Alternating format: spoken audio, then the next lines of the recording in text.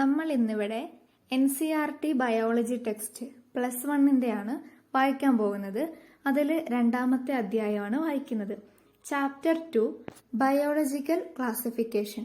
Meaning എല്ലാം detail ആയിട്ട് പറയുന്നില്ല, വായിക്കുക മാത്രമാണ് കേട്ടോ. Since the dawn of civilisation there have been many attempts to classify living organisms. It was done instinctively, not using criteria that were scientific, but born out of a need to use organisms for our own use, for food, shelter, and clothing. Aristotle was the earliest to attempt a more scientific basis for classification.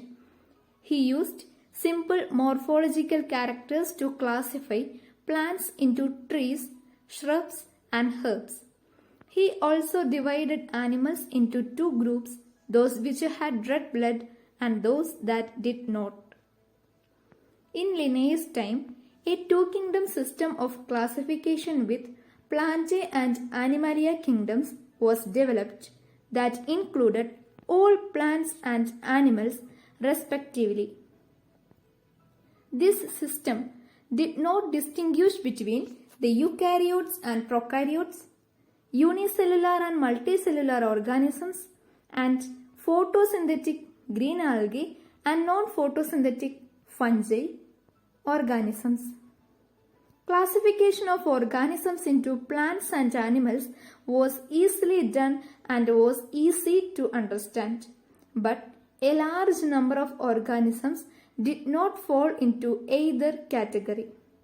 Hence, the two-kingdom classification used for a long time was found inadequate. Besides gross morphology, a need was also felt for including other characteristics like cell structure, nature of wall, mode of nutrition, habitat, methods of reproduction, evolutionary relationships, etc. Classification systems for the living organisms have hence undergone several changes over the time. Though plant and animal kingdoms have been a constant under all different systems, the understanding of what groups or organisms be included under these kingdoms have been changing. The number and nature of other kingdoms have also been understood differently by different scientists over the time. Characteristics of the five kingdoms.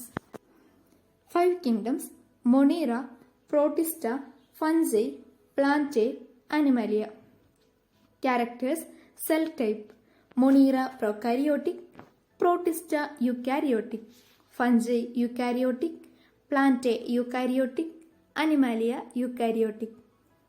Cell wall: Monera non-cellulosic, polysaccharide plus amino acid. Protista present in some. Fungi present with chitin. Plantae present cellulose. Animalia absent. Nuclear membrane: Monera absent, Protista present, Fungi present, Plantae present, Animalia present. Body organization: Monera cellular, Protista cellular, Fungi multicellular or loose tissue, Plantae tissue or organ, Animalia tissue or organ system. Mode of nutrition: Monera autotrophic, chemosynthetic and photosynthetic, and heterotrophic, saprophytic or parasitic. Protista autotrophic, photosynthetic, and heterotrophic. Fungi heterotrophic, saprophytic or parasitic. Plantae autotrophic, photosynthetic. Animalia heterotrophic, holozoic or saprophytic, etc. R.H. Whittaker in 1969 proposed a five-kingdom classification. The kingdoms defined by him were named Monera, Protista, Fungi, Plantae, and Animalia. The main criteria for classification used by him include cell structure, body organization, mode of nutrition, reproduction, and phylogenetic relationships. Table 2.1 gives a comparative account of different characteristics of the 5 kingdoms.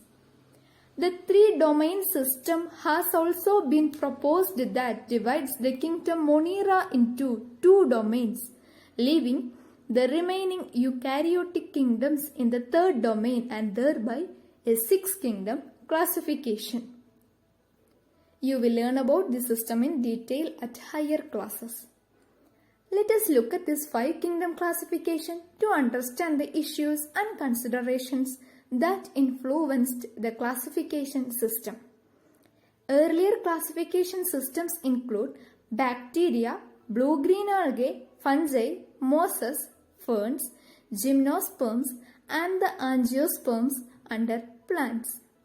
The character that unified this whole kingdom was that all the organisms included had a cell wall in their cells. This placed together groups which widely differed in other characteristics. It brought together the prokaryotic bacteria and the blue-green algae, cyanobacteria, with other groups which were eukaryotic. It also grouped together the unicellular organisms and the multicellular ones. Say, for example, Chlamydomonas and Spirogyra were placed together under algae. The classification did not differentiate between the heterotrophic group fungi and the autotrophic green plants, though they also showed a characteristic difference in their walls composition. The fungi had chitin in their walls, while the green plants had a cellulosic cell wall. When such characteristics were considered, the fungi were placed in a separate kingdom, Kingdom Fungi. All prokaryotic organisms were grouped together under Kingdom Monera, and the unicellular eukaryotic organisms were placed in Kingdom Protista. Kingdom Protista has brought together Chlamydomonas, Chlorella, earlier placed in algae within plants and both having cell walls, with Paramecium and Amoeba, which were earlier placed in the animal kingdom which lack cell wall. It has put together organisms which in earlier classifications were placed in different kingdoms. This happened because the criteria for classification changed. This kind of changes will take place in future too, depending on the improvement in our understanding of characteristics and evolutionary relationships.